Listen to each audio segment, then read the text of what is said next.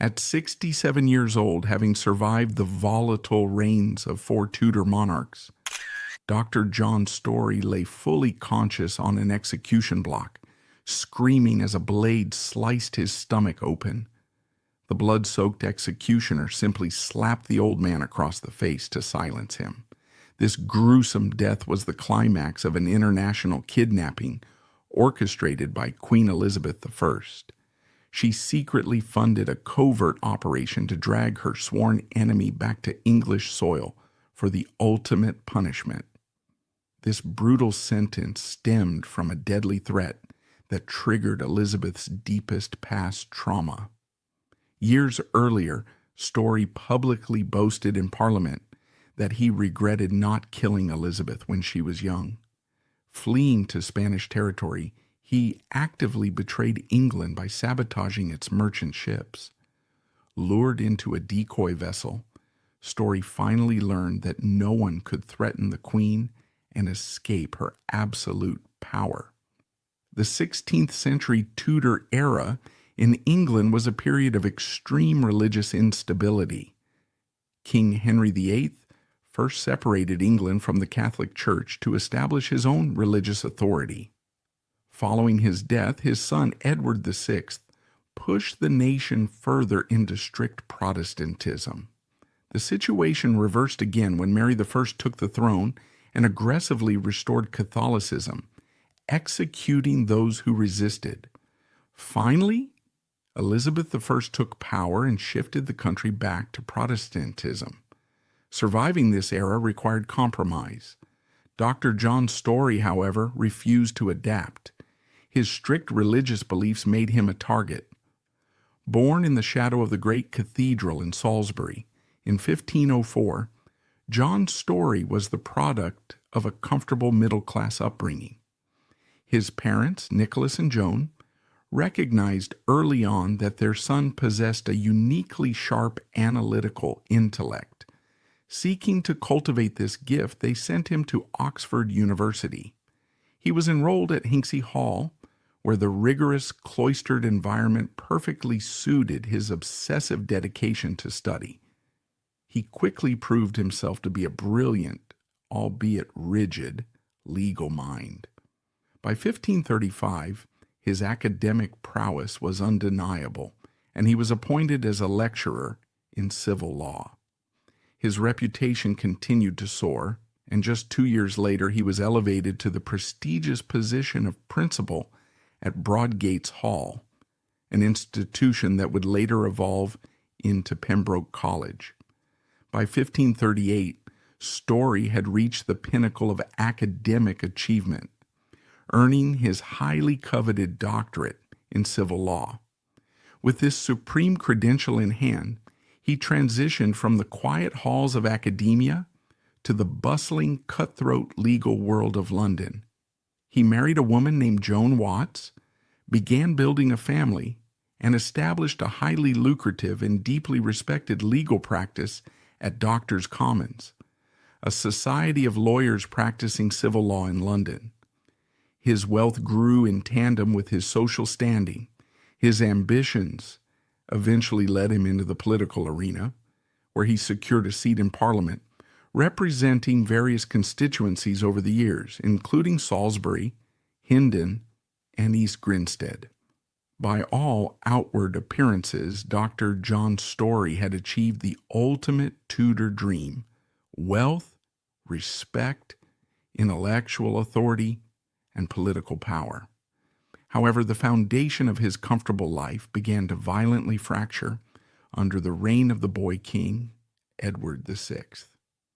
As the Protestant government began systematically and ruthlessly dismantling the ancient Catholic faith, outlawing the traditions that Story held as immutable divine truths, the scholar found himself unable to maintain the quiet compliance adopted by so many of his peers. The breaking point arrived in 1548 when Parliament introduced the sweeping Act of Uniformity. This legislation was designed to legally force Protestant worship in the newly authored Book of Common Prayer upon every parish in the entire nation, effectively criminalizing the Catholic Mass. For Story, this was not merely bad policy, it was an affront to God. Rising from his seat in the House of Commons, Story stood up and fiercely, publicly objected. He did not couch his dissent in the polite, deferential rhetoric expected of a parliamentarian. He actively insulted the crown. With the entire chamber watching in stunned silence, the furious scholar thundered a direct quotation from the Bible, specifically Ecclesiastes, shouting, "Woe unto thee, O land, when thy king is a child." In the paranoid, tightly controlled environment of Tudor England, speaking such treasonous words was a virtual death sentence, especially when delivered on the floor of the House of Commons. The government's retaliation was swift and absolute.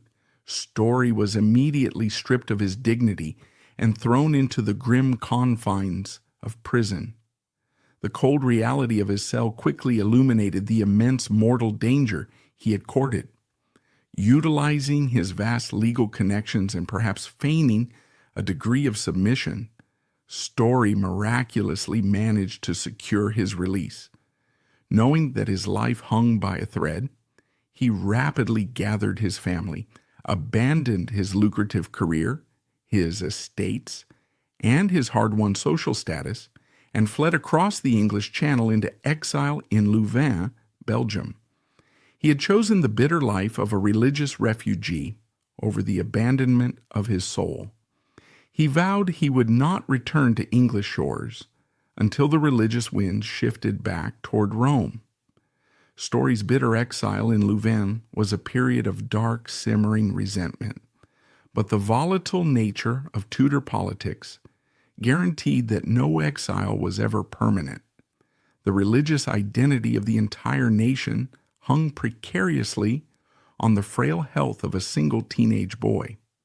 As King Edward VI's lungs failed him in the summer of 1553, the Protestant establishment panicked, but across the Channel, the exiled Catholic community recognized that their moment of divine vindication was finally at hand. The wheel of fortune was about to spin violently backward, and Dr. John Story was perfectly positioned to ride it back to the absolute pinnacle of English power. It is a terrifying duality that defines the zenith of Dr. John Story's influence. On one hand, he functioned as a bureaucratic butcher whose very signature condemned hundreds of men and women to scream in the flames of Smithfield. To a terrified and traumatized nation, he was eternally despised. On the other hand, he was a righteous crusader bathed in the absolute favor of the crown. Bishops heralded him as the holy restorer of a broken kingdom and the favored son of the true church. It forces us to ask, how does a man reconcile the methodical administration of human agony with the unshakable certainty of divine mandate? The religious wind that John Story had been waiting for finally changed direction in the summer of 1553. The frail King Edward VI succumbed to illness, and after a brief failed attempt to place Lady Jane Grey on the throne, the fiercely Catholic Queen Mary I, remembered by history as Bloody Mary, seized her rightful crown. The news of Mary's ascension reached the exiled Catholic communities in Europe like a trumpet blast of divine deliverance. John Story immediately packed his belongings in Louvain and rushed back across the English Channel, stepping onto English soil not as a disgraced fugitive, but as a vindicated hero. Queen Mary, recognizing his previous loyalty, his immense legal intellect, and his willingness to sacrifice his wealth for the old faith, richly rewarded him. He was swiftly appointed Chancellor to Bishop Edmund Bonner of London, effectively taking charge of the dioceses of London and Oxford. This appointment marked the exact horrifying moment the persecuted scholar transformed into the apex predator. Queen Mary was utterly determined to surgically excise the Protestant heresy from her realm, believing that the souls of her subjects depended upon the absolute eradication of the Reformed faith. To execute this monumental and gruesome task, she required men of unbending will and flawless legal precision. Dr. John Story became one of the most powerful, feared, and devastatingly effective officials in enforcing the Marian laws against heresy. He was relentless. Where others might have felt a flicker of human empathy for the condemned, Story saw only a bureaucratic checklist of souls that needed to be purged for the greater glory of God. He was not merely a background administrator pushing papers in a dimly lit office. He was the terrifyingly public face of the Marian persecutions. He personally interrogated suspected Protestants, utilizing his vast knowledge of civil and canon law to corner them into fatal theological traps. He condemned them with cold, calculated efficiency and frequently supervised their executions to ensure the sentences were carried out to the letter of the law. Historical estimates suggest he was directly involved in examining around 200 separate cases. Because of his unyielding legal rulings and his terrifying partnership with Bishop Bonner, nearly 300 men and women, from lowly artisans to high-ranking clerics, were dragged to the stake and burned alive. His most high-profile involvement came during the trial of Archbishop Thomas Cranmer, the primary architect of the English Reformation, and the author of the very Book of Common Prayer that Story had so vehemently opposed years earlier. Story served as the Queen's legal representative at Cranmer's trial, meticulously dismantling the former Archbishop's defenses. When Cranmer was famously burned at the stake in Oxford in 1556, thrusting his own right hand into the fire first, John Story's legal machinations were the wood that built the pyre. During this prolonged, terrifying period of state-sponsored violence, Queen Mary's younger half-sister, Princess Elizabeth, was living a daily nightmare. As the daughter of Anne Boleyn, Elizabeth was naturally suspected of harboring deep Protestant sympathies. She was a constant threat to Mary's Catholic vision, and she lived in paralyzing, suffocating fear that any misstep, any whispered rumor, would result in her being sent to the executioner's block at the Tower of London. John Story was a vital, highly visible cog in the machinery of terror that kept the young princess in a state of perpetual dread.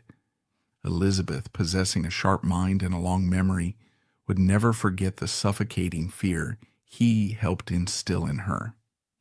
In November 1558, the Tudor pendulum swung violently once more. Queen Mary died, leaving the nation exhausted and traumatized. Elizabeth I ascended the throne, and the country flipped back to Protestantism practically overnight. The survival instinct of the Tudor court immediately kicked in.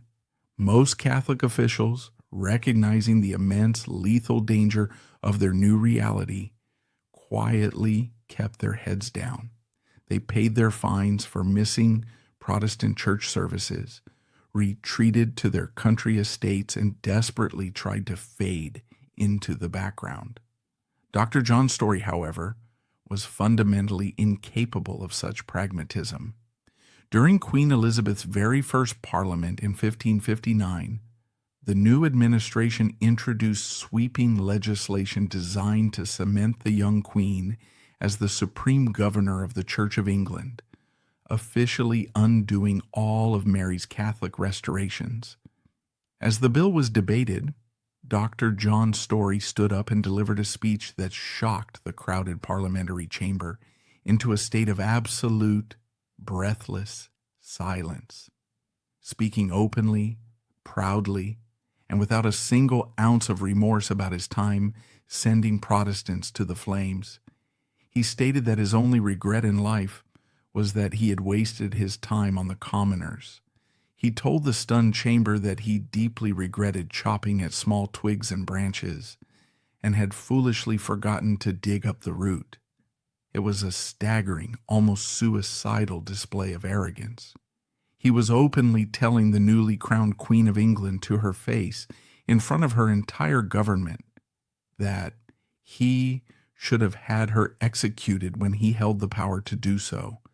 It was a direct, unapologetic attack on the legitimacy of the throne and a thinly veiled threat against the very life of the monarch.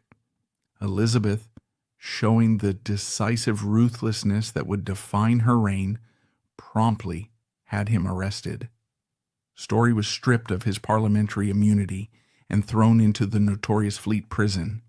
He was locked up for refusing to take the oath of supremacy, for refusing to attend public worship, and for his wildly aggressive opposition to the new religious order. Yet stone walls and iron bars could not hold a man of his resourcefulness indefinitely.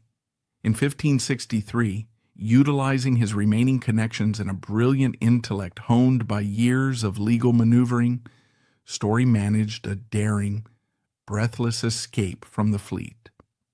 Slipping through the shadows of London, he secured passage on a ship and fled across the sea to Flanders, a prosperous territory currently controlled by the immense, terrifying power of the Spanish Empire.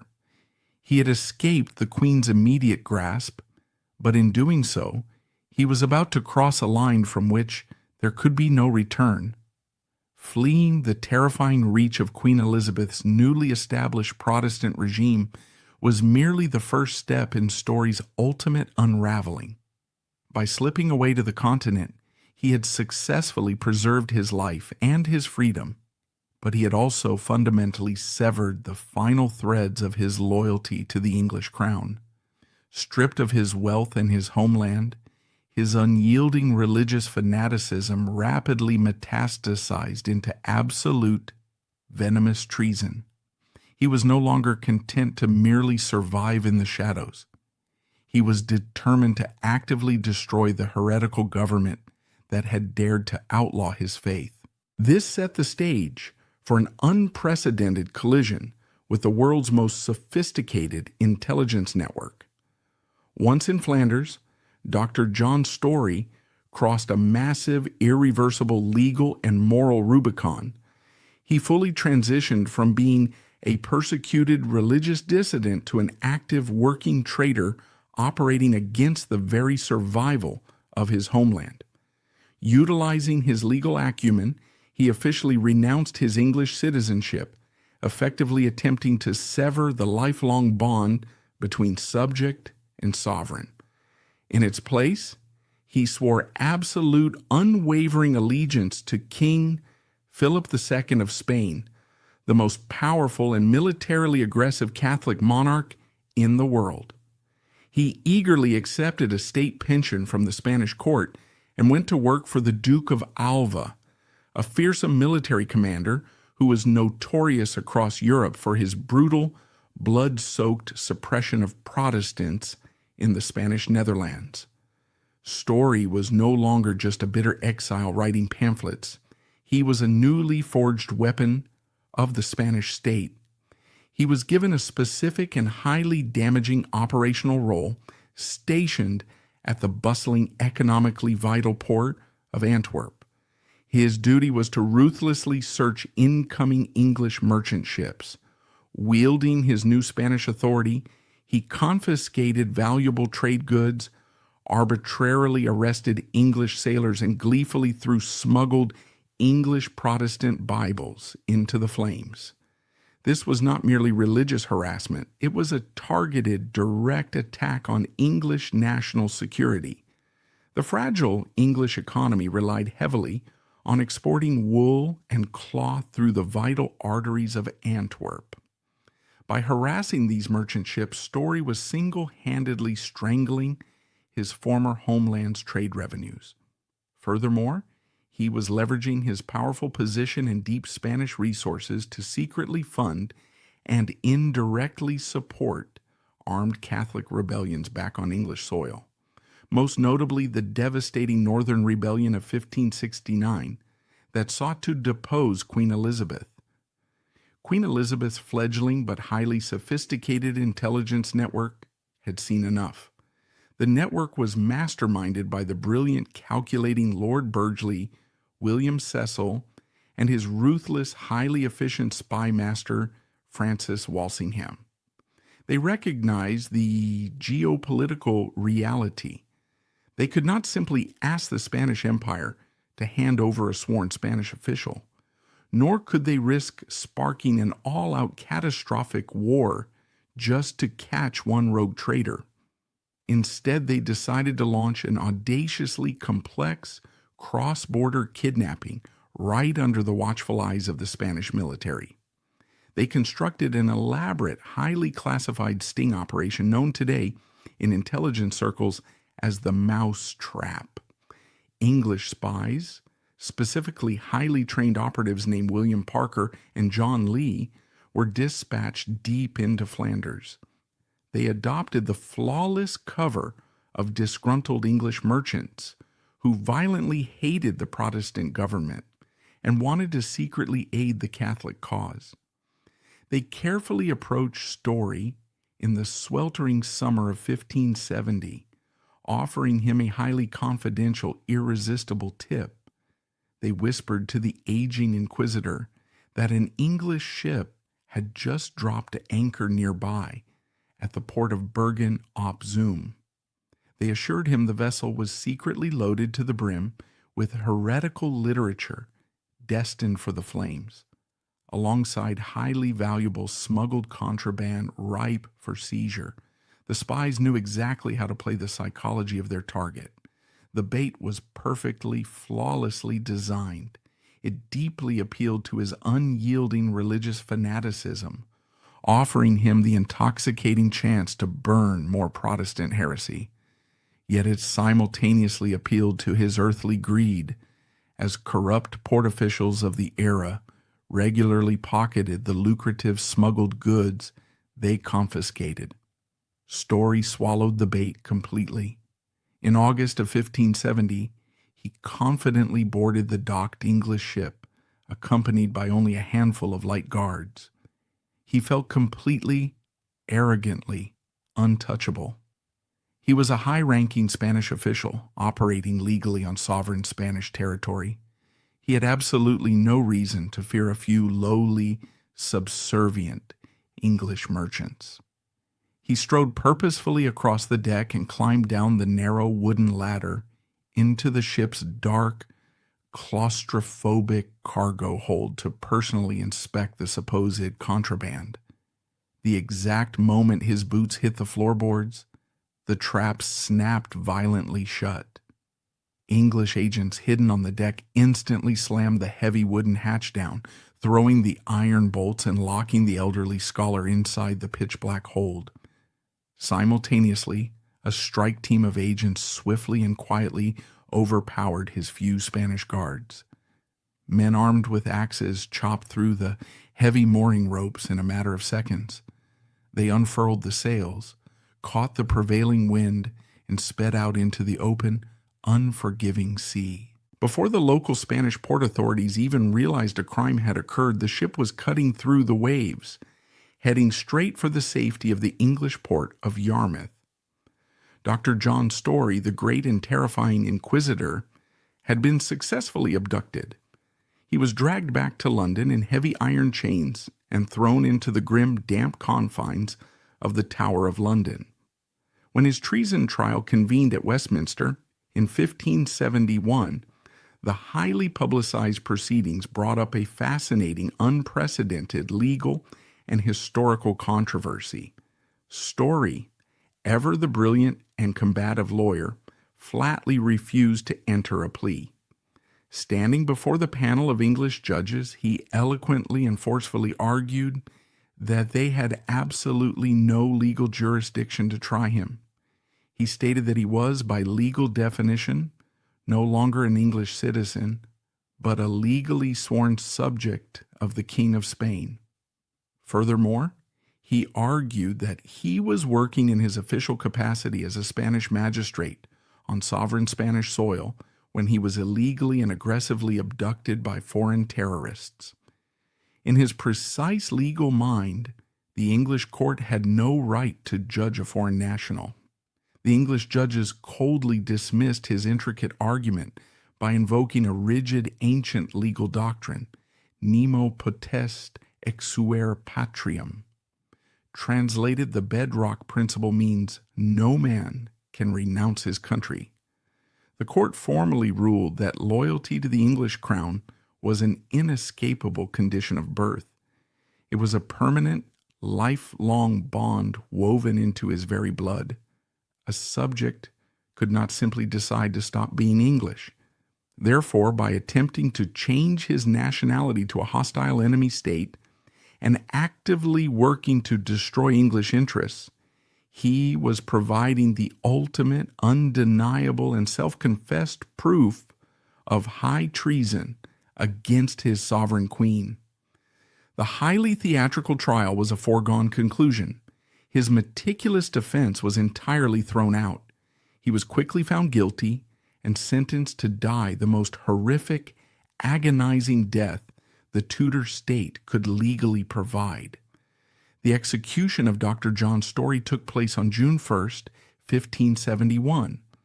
It remains one of the most grim, deeply disturbing events of the era, forcing modern eyes to gaze upon the brutal reality of human suffering that fundamentally underpinned the politics of the Tudor age.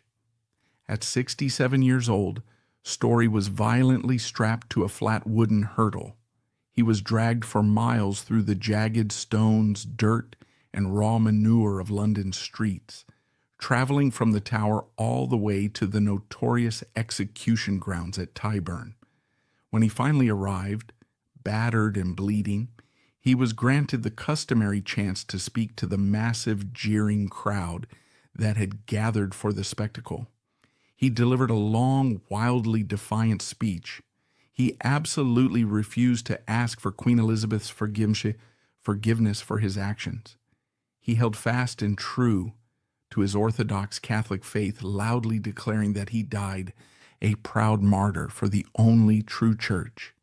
His only fleeting moment of human vulnerability came when he broke his stoic facade to beg the Queen to show financial mercy to his devoted wife, Joan, and his 4 small children, who were now left entirely destitute and permanently stained by his treason.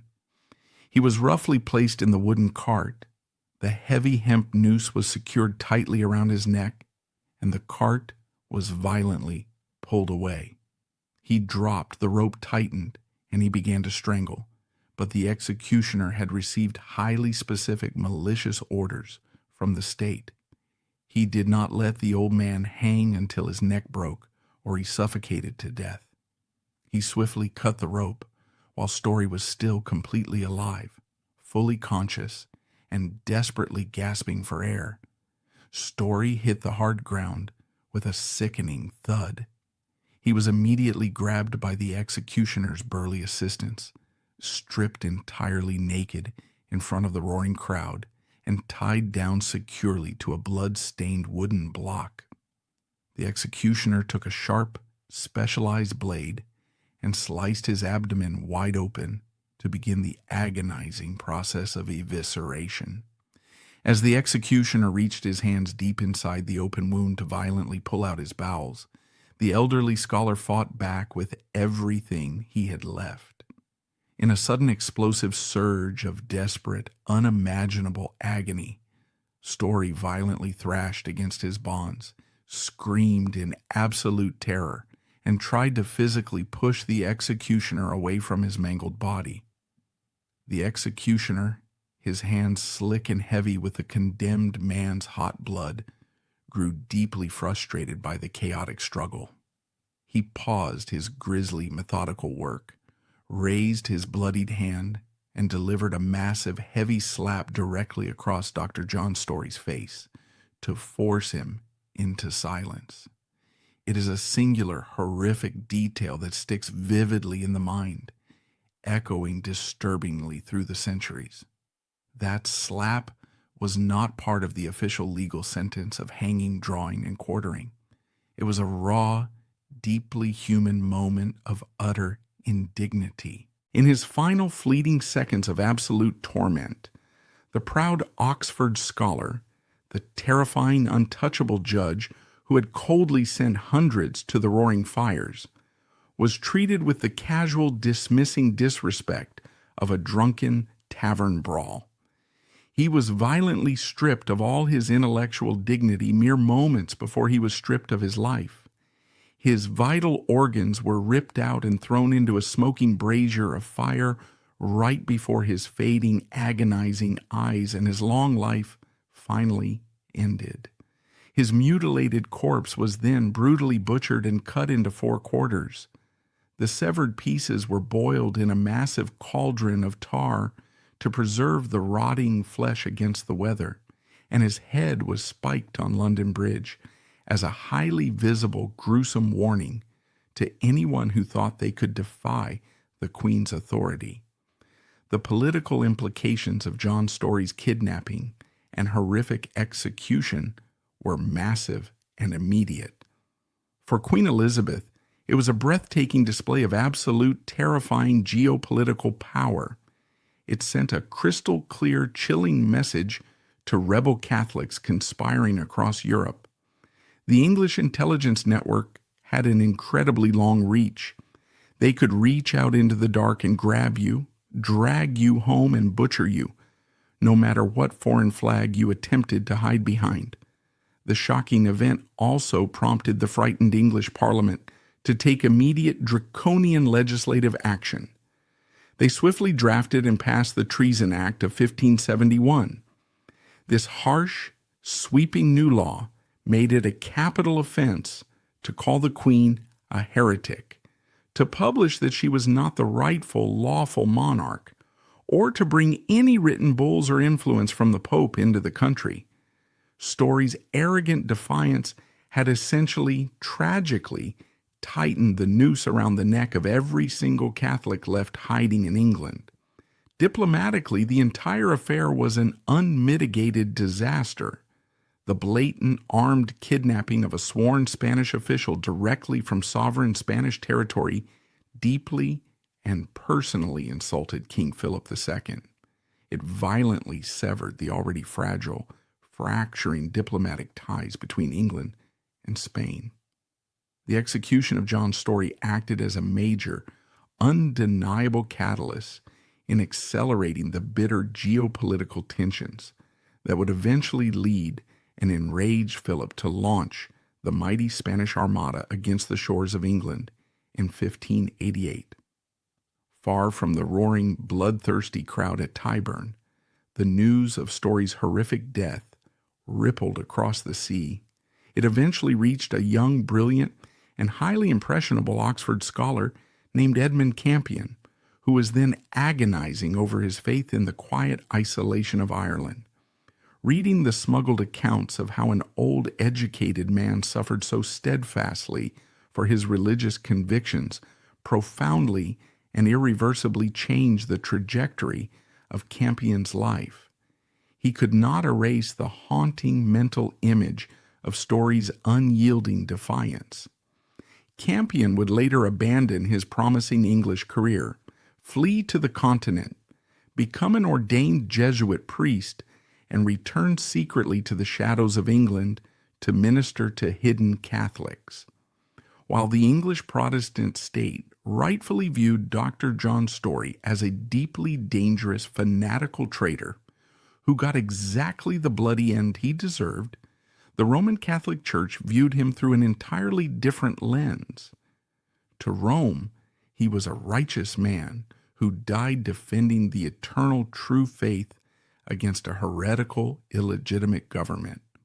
Centuries later, in December 1886, Pope Leo XIII officially recognized his sacrifice and beatified him, eternally granting him the exalted title of Blessed John Story. The gruesome spectacle of Dr. John Story's execution was intended by the Elizabethan state to be a definitive, terrifying period at the end of the Catholic threat. However, in the complex mathematics of religious warfare, a public execution rarely extinguishes a fire. it simply scatters the embers. The brutal dismemberment of the old inquisitor did not solidify the Queen's absolute authority. Instead, it acted as a violent psychological catalyst for the very individuals the state was desperately trying to control. As Story's broken body was dragged away from the mud of Tyburn, the true ideological war for the soul of England was just beginning. Let us shift our gaze from the brutalized remains of a state enemy to the gleaming trajectory of an intellectual star. Consider the paradox of Edmund Campion. Condemned by the state as a venomous agent of foreign powers, he would eventually be hunted across the continent and mercilessly stretched upon the rack. Yet just a decade prior, he was the absolute jewel of Oxford University, the charismatic darling of Queen Elizabeth's royal court, promised the absolute pinnacle of wealth, bishoprics, and influence by the most powerful men in the realm. How does a man forsake the golden, glittering embrace of an empire to willingly embrace the blood-soaked wood of the martyr's block? To understand the radicalization of Edmund Campion, we must examine the brilliant, fragile world he inhabited before it was shattered. Born in London in 1540, Campion was the son of a bookseller. Unlike Story's rigid, unyielding upbringing, Campion was a child of the Renaissance, a boy possessing an intellect so dazzling, a memory so flawless, and a charm so magnetic that he transcended his common birth. He was selected to be a scholar at Christ's Hospital, and by the age of 13 was chosen to deliver a formal public oration to Queen Mary I as she passed through London. His genius paved his way to St. John's College, Oxford, where he didn't just succeed, he utterly dominated the academic landscape. By the late 1560s, Edmund Campion was widely considered the most brilliant young man in England. He was a master of rhetoric, a captivating debater, and a scholar beloved by virtually everyone who met him. When Queen Elizabeth I made a grand, highly publicized royal visit to Oxford in 1566, the university chose Campion to welcome her.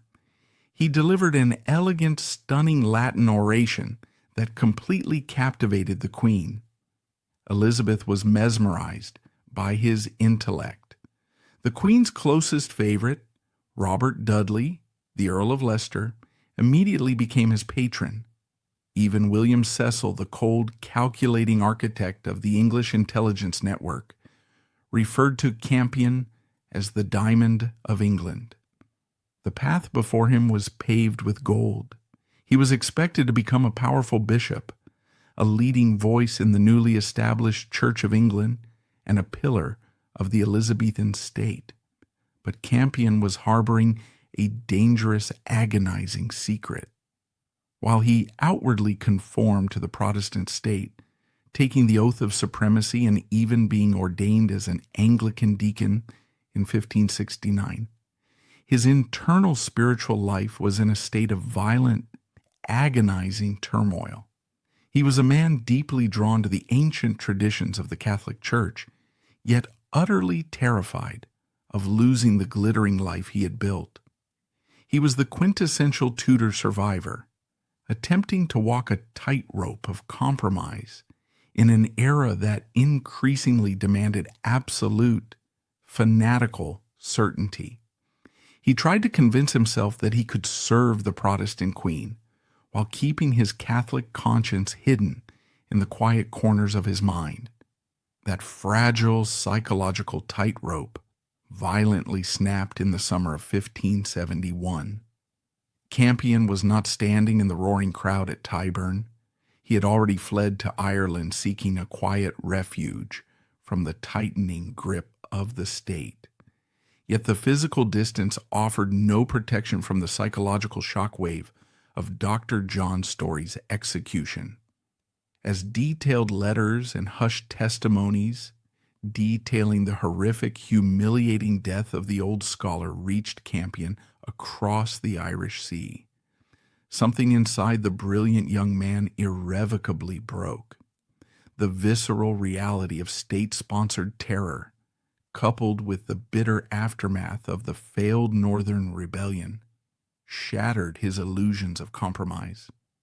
He realized with terrifying clarity that the Elizabethan religious settlement was a regime built on iron blood and the suppression of conscience. The Diamond of England could no longer live a lie. Shortly after news of Story's execution spread, Campion abandoned any hope of returning to his fellowship at Oxford, turned his back on the Earl of Leicester's patronage, and fully embraced the life of a hunted fugitive. Hunted by the authorities in Ireland, he slipped away in disguise, crossing the sea to the English college at Douai, a seminary in Flanders, dedicated to training Catholic priests to return to England. But Douai was not enough to satisfy the burning conviction that had been ignited. Campion felt a profound, overriding need to completely strip himself of his ego, his worldly ambitions, and his past compromises. In 1573, he made a grueling, perilous pilgrimage, walking barefoot across the jagged peaks of the Alps all the way to Rome. There, he knocked on the door of the Society of Jesus.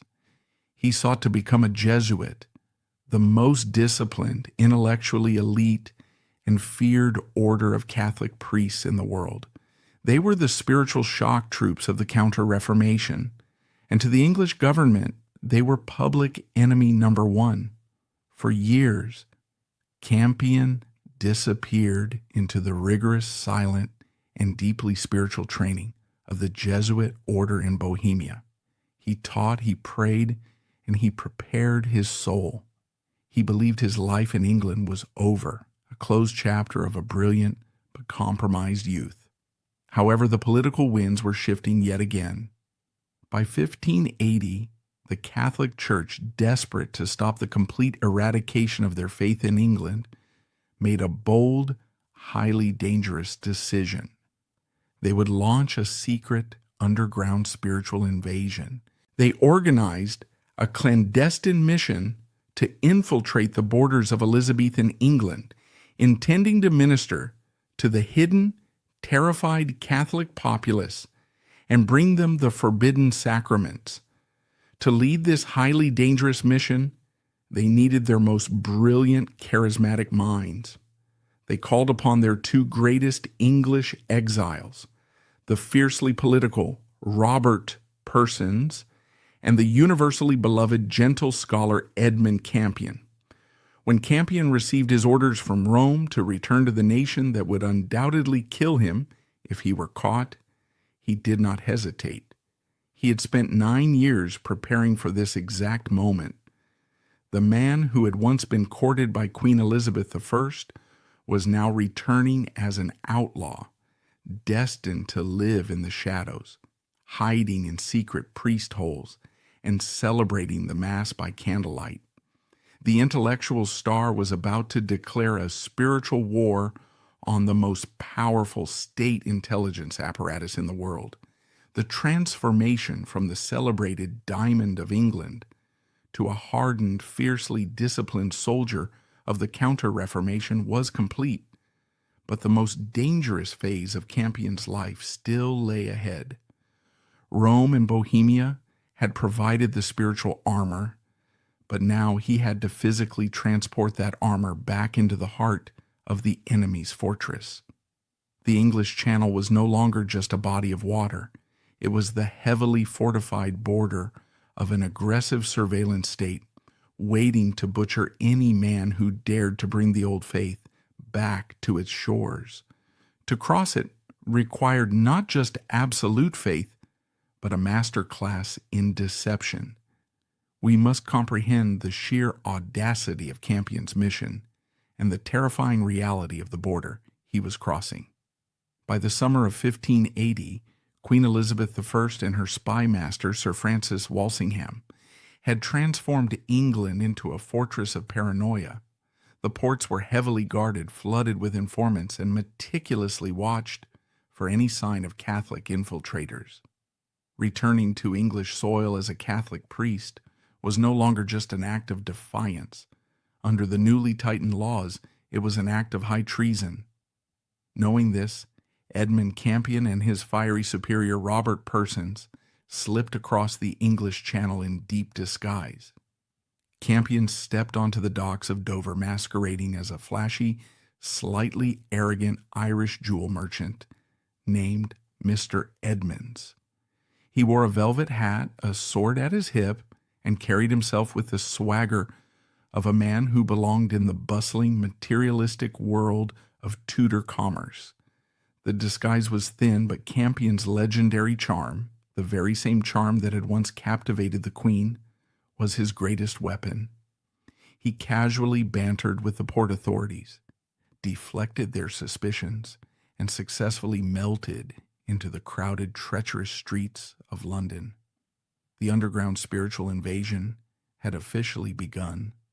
What followed was a life of unrelenting, suffocating terror and profound spiritual devotion. Campion and his fellow priests operated within a deeply clandestine network of Catholic safe houses, relying on the bravery of aristocratic families who secretly refused to abandon the old faith. These houses were modified by brilliant underground architects, most notably a man named Nicholas Owen, who spent his life constructing incredibly elaborate, concealed hiding spaces known as priest holes. Whenever the Queen's heavily armed priest hunters, the pursuivants, smashed through the front doors of a manor house in the dead of night, Campion would be rushed into these dark, stifling cavities behind fireplaces, under floorboards, or within solid brick walls.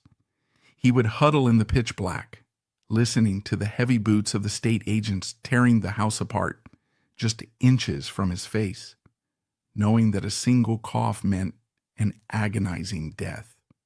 When the hunters left, the true work began. Campion traveled relentlessly across the English countryside, moving from Berkshire to Oxfordshire, Northamptonshire to Lancashire. He rode primarily at night, a phantom in the Tudor mist. He would arrive at a safe house, hear confessions from terrified Catholics who had not seen a priest in years, preach fervent sermons in hushed tones, and celebrate the forbidden Mass at dawn before vanishing again. His presence was an electric shock to the deeply suppressed Catholic community. The Diamond of England had returned to them, and his eloquence and gentle bravery galvanized a population that the state had tried to crush into submission. However, Campion was painfully aware of the political reality. He knew the Elizabethan government would inevitably frame his purely religious mission as a violent political conspiracy to assassinate the Queen. To protect his legacy and the integrity of his faith, he sat down in a secret room and drafted a brilliant, forceful manifesto addressed to the Queen's Privy Council. He meant for this document to be kept strictly hidden, to be released only as an explanation of his motives if he were captured and silenced. History, however, has a way of hijacking even the best-laid plans. Thomas Pound, a zealous Catholic layman to whom Campion had entrusted a copy, was so overwhelmed by the sheer power of the writing that he secretly had the document copied and widely distributed.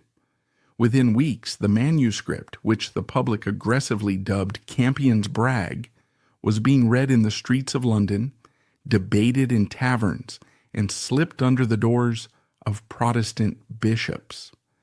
Campion's Brag was a masterpiece of Elizabethan rhetoric. It completely shattered the government's narrative. Campion eloquently and respectfully declared that his mission was strictly spiritual, not political.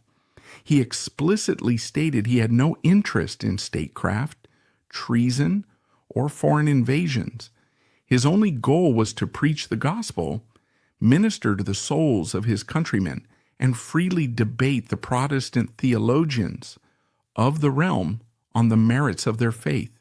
He ended the document with a staggering declaration of absolute resolve, famously writing that the Jesuit order had made a league to cheerfully carry the cross England laid upon them, and that the expenses reckoned, the enterprise is begun, it is of God, it cannot be withstood.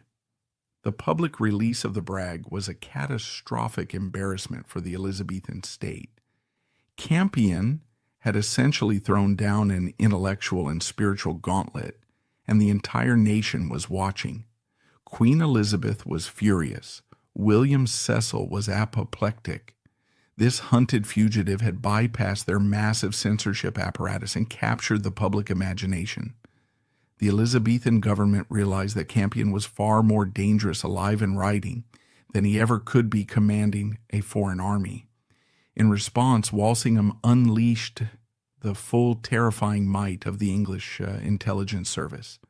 The manhunt for Edmund Campion was immediately escalated from a routine policing matter to a massive nationwide emergency. Bounties were drastically raised.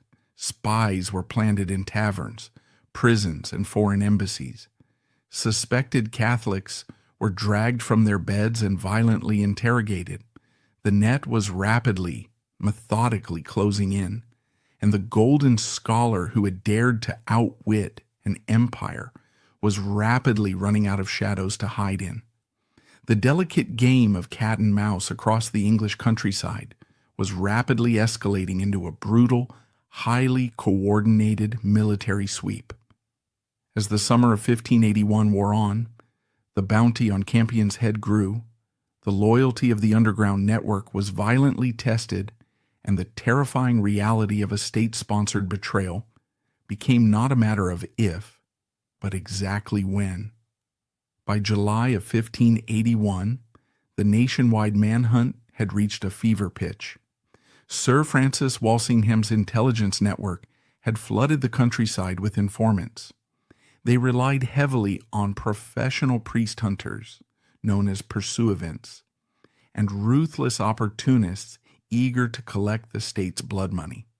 One such man was George Eliot, an apostate Catholic with a criminal past, who possessed a deep, intimate knowledge of the underground Catholic network. He became the Judas of the Elizabethan era. Campion, exhausted from months of relentless travel and constant suffocating fear, had arrived at Lyford Grange in Berkshire, the sprawling manor of the deeply Catholic Yate family. He had intended to stay only briefly, but the tearful pleading of the local Catholic community convinced the gentle scholar to linger just a few days longer. It was a fatal, tragic concession to empathy. On Sunday, July 16th, Campion was celebrating Mass for dozens of secret worshipers when George Eliot, posing as a devout Catholic seeking spiritual comfort, infiltrated the congregation. Eliot recognized Campion immediately.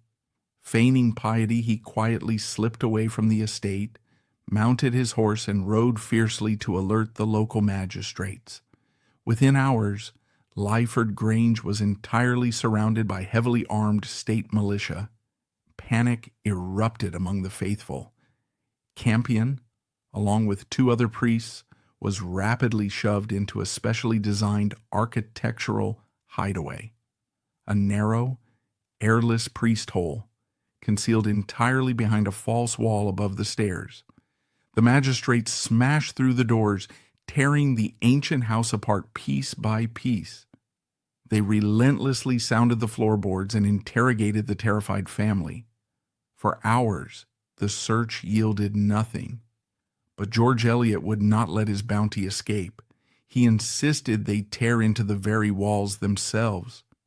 As a guard aggressively hammered his crowbar against a seemingly solid timber partition above the stairs, he noticed a hollow thud and a faint sliver of light breaking through a crack. The false wall was violently smashed open. Inside the dark, stifling cavity lay the three priests, side by side, their hands folded in silent prayer. The greatest manhunt in Elizabethan England had finally ended.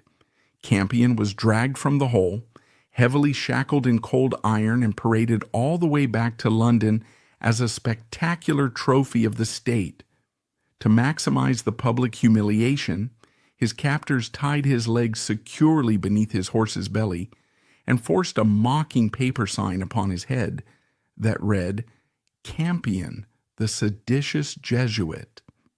He was marched through the jeering crowds of the capital and thrown directly into the Little Ease, an infamous cramped dungeon within the Tower of London, where a man could neither fully stand nor lie down.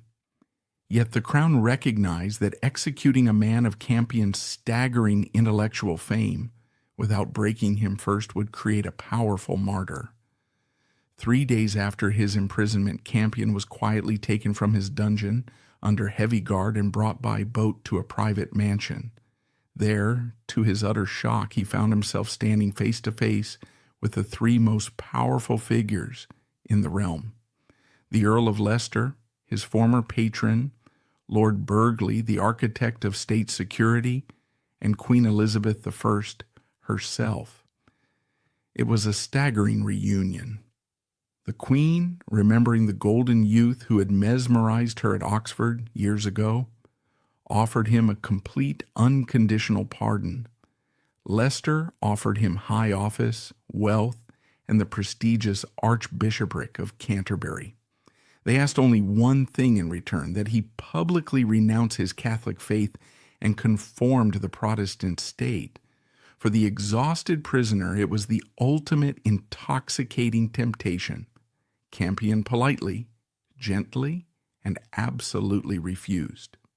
He stated that he recognized Elizabeth as his lawful queen in all temporal matters, but he could not surrender his conscience to the state. With the golden carrot firmly rejected, the Elizabethan state immediately brought out the iron stick. Campion was returned to the Tower, and the order was given to unleash the full, terrifying mechanics of state torture. He was taken to the subterranean torture chambers and strapped to the rack.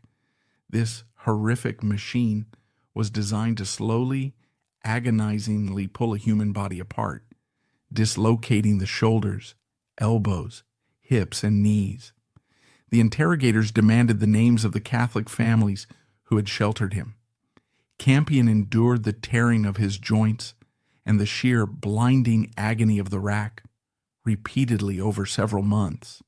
Yet through the absolute crushing torment, he refused to betray his flock.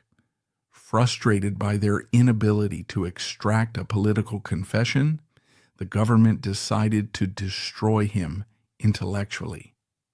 They organized a series of highly public theological debates in the chapel of the Tower of London, pitting the shattered prisoner against the finest, most rested Protestant theologians of the realm. The state intended to humiliate him, to prove his Catholic theology was as bankrupt as his alleged treason. It was a profound miscalculation. Campion was carried into the chapel, his body so brutally ruined by the rack that he could not raise his own hands to hold a Bible. Yet, the moment the debate began, the scholar flared back to life. Deprived of books and notes, Campion relied entirely on his flawless memory. He effortlessly cited scripture and ancient church fathers, running intellectual rings around his well-fed opponents.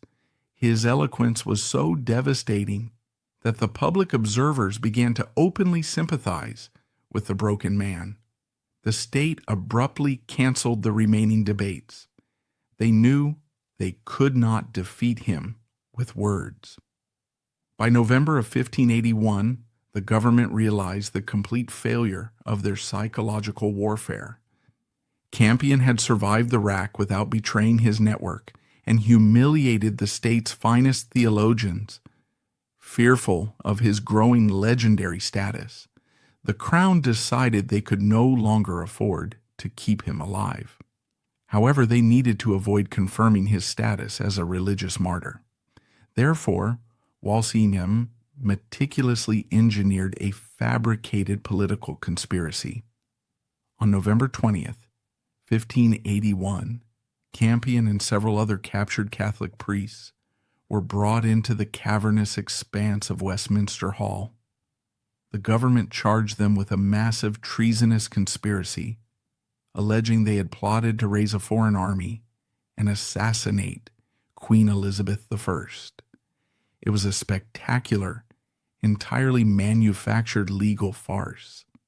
When the time came for the prisoners to formally enter their pleas, a moment of profound historical resonance occurred. The clerk of the court ordered Campion to raise his right hand. Campion, however, had been stretched so brutally on the rack that the muscles in his arms were completely destroyed. He stood in the damp hall, physically incapable of lifting his own hand to defend his life. In a gesture that moved even the Protestant spectators, one of his fellow condemned priests gently leaned over, kissed Campion's ruined hand, and physically raised it to the sky for him so that the scholar could formally declare not guilty. What followed was a trial in name only. Campion mounted a flawless legal defense, methodically dismantling the state's forged evidence and exposing the perjured testimonies of paid informants. He eloquently argued that the state was attempting to criminalize conscience, stating, "If our religion do make us traitors, we are worthy to be condemned, but otherwise are, and have been, as good subjects as ever the Queen had." The jury, bound by the expectations of the crown, deliberated for barely an hour before returning a verdict of guilty. When the Lord Chief Justice officially pronounced the terrifying sentence of hanging, drawing, and quartering, the courtroom descended into silence. Campion did not weep, nor did he rage against his captors. Instead, he stared down the royal judges and delivered a chillingly prophetic speech, declaring that to be condemned for teaching the ancient faith of their ancestors was both glory and joy to us. The execution took place on the bitterly cold morning of December 1st, 1581. Just like Dr. John's story a decade before him, Edmund Campion was strapped to a flat wooden hurdle and dragged through the deep mud and jagged stones of London to the execution grounds at Tyburn. However, the spiritual theater of their final moments could not have been more completely opposed. Where John's story had died, fighting, kicking, and screaming in terrified agony, Edmund Campion approached the butcher's block with a profound, almost supernatural serenity. The massive crowd that had gathered at Tyburn, expecting to see a ruined, broken traitor, was instead met with a man of absolute peace. Standing on the scaffold, he calmly refused demands to confess his political treason. Instead, he loudly forgave the spies who had hunted him and prayed aloud for Queen Elizabeth. The cart was pulled away. The state, perhaps fearing a massive public riot if they subjected the widely beloved scholar to the full immediate horrors of evisceration, allowed Campion to hang until he was fully dead. The subsequent brutal mutilations of drawing and quartering were carried out on a lifeless corpse, sparing him the agonizing final moments endured by Dr. Story. His remains were then displayed on the city gates as rotting trophies. Yet Walsingham's plan to destroy the Jesuit threat had catastrophically backfired. The state had not killed a political traitor. They had publicly minted a saint. According to enduring Catholic tradition, as Campion's quarters were being hacked apart by the executioner, a single stray drop of the martyr's warm blood splashed directly onto the coat of a young, aristocratic Protestant bystander named Henry Walpole. Whether a literal physical occurrence or a powerful historical metaphor, the spectacle at Tyburn acted as a psychological earthquake. Walpole was instantly and profoundly radicalized. He was a wealthy, fashionable young lawyer standing comfortably among the London elite, insulated by Protestant wealth and legal prestige. Yet, the illusion of the Elizabethan state's moral authority evaporated before his eyes. He realized that a government requiring such horrific theatrical butchery to sustain its theology was inherently bankrupt. Unable to shake the terrifying, awe-inspiring memory of Campion's final words, Walpole abandoned his legal studies entirely. He secretly composed and distributed a passionate poem eulogizing Campion, an act of literary defiance that immediately put Walsingham's spies on his trail. Knowing his life in England was over, Walpole fled across the sea to Reims, France, and eventually journeyed to Rome. Following the exact perilous footsteps of the man whose execution he had witnessed, he joined the Society of Jesus. He was no longer a lawyer of the realm. He was a soldier of the Counter-Reformation. Back in England, Sir Francis Walsingham and Lord Burghley realized with growing horror that public executions were actively advertising the Catholic underground. In response, the Elizabethan government abandoned any remaining pretense of religious tolerance and transformed England into a pioneering, highly sophisticated surveillance state. In 1585, they passed the draconian act against Jesuits, seminary priests, and such other like disobedient persons. This staggering piece of legislation made the mere physical presence of a Catholic priest on English soil an act of high treason. Furthermore, anyone caught sheltering or feeding a priest would be convicted of a felony and hanged. The state had legally weaponized the basic act of human charity. To enforce these suffocating new laws, Walsingham deployed a new breed of state terror, spearheaded by men like Richard Topcliffe. Topcliffe was Queen Elizabeth's premier priest hunter and chief interrogator. He was granted unprecedented authority to torture suspects privately in his own home. He boasted that his personal torture devices, which included heavy iron manacles designed to hang men by their wrists until their chest cavities collapsed, were far more agonizing than the state's traditional rack. This was the terrifying, ironclad fortress that Henry Walpole chose to infiltrate in December 1593. After over a decade in exile, Walpole was ordered to return to England. His mission was doomed almost before it began. Walsingham's intelligence network was now flawlessly efficient. Within 24 hours of stepping onto English soil, Walpole was betrayed by a local informant, arrested at a rural inn, and thrown into the dungeons of York Castle. When Richard Topcliffe received word of the capture, Walpole was transferred to the Tower of London and placed entirely under Topcliffe's sadistic control. The brilliant former lawyer was thrown into the Salt Tower, a freezing cell where he was subjected to absolute sensory deprivation.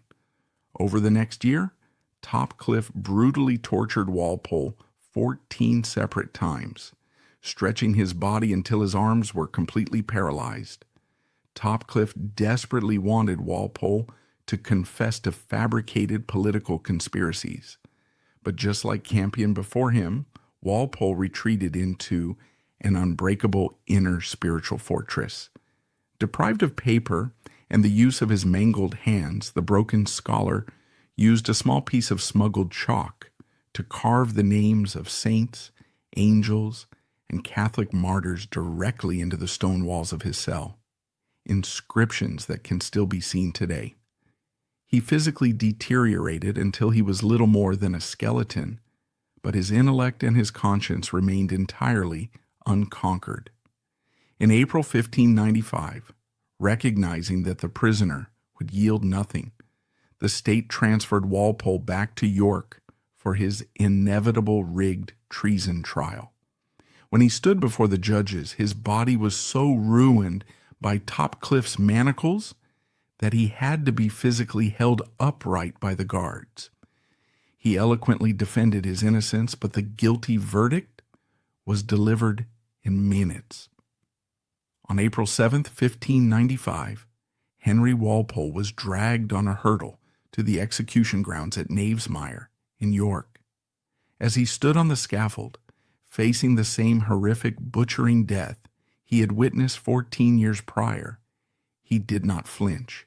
He prayed for the Queen, he prayed for his executioners, and he embraced his fate with the same transcendent, terrifying peace as the man who had inspired him.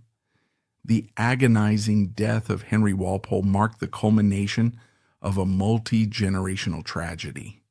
The religious whiplash of the 16th century had left a trail of broken bodies, but it also fundamentally reshaped the architecture of statecraft. We look back with horror at the state-sanctioned violence of the Tudor era. Yet we must recognize that the Elizabethan state, spearheaded by William Cecil and Sir Francis Walsingham, did not merely win a religious skirmish. They authored the grim blueprint for the modern national security state.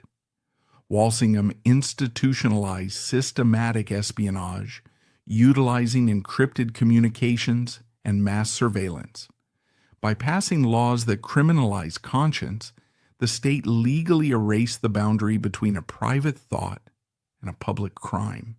However, the intertwined tragedies of Story, Campion, and Walpole expose the fundamental vulnerability of terror as a tool of governance. State violence did not amputate an ideology. It acted as an accelerant. The physical legacy of this shadow war remains vividly etched into the landscape of modern England. Scattered across the countryside, hidden deep within the oak-paneled walls of Tudor manor houses, lie the surviving priest holes. These stifling claustrophobic architectural cavities, many engineered by the brilliant Martyr builder Nicholas Owen, stand today as silent, chilling monuments to the terrifying reality of the Elizabethan surveillance state and the desperate lengths human beings will go to protect their inner beliefs. We no longer utilize the butcher's block to enforce ideological conformity. The grim gallows have been relegated to history. Yet the fundamental conflict between absolute state security and individual freedom of thought endures. The ghosts of Tyburn whisper a timeless, chilling warning. When a society attempts to control the souls of its people by breaking their bodies, it inevitably writes its own historical damnation.